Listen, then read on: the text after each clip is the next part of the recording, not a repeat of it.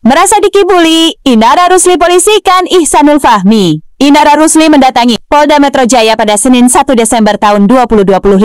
Kedatangan Inara bersama kuasa hukumnya untuk melaporkan Ihsanul Fahmi terkait dugaan penipuan. Pihak Inara menyebut telah menyerahkan bukti terkait dugaan penipuan dalam proses laporan.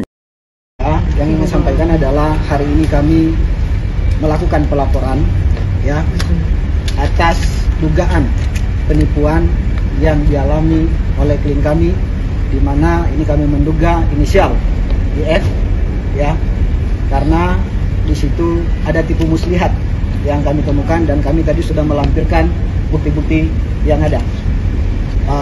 Semoga ini bisa ada titik terang dan tidak ada lagi persoalan-persoalan yang membawa kegaduhan. Terima kasih, mohon maaf ya, cukup sampai di situ.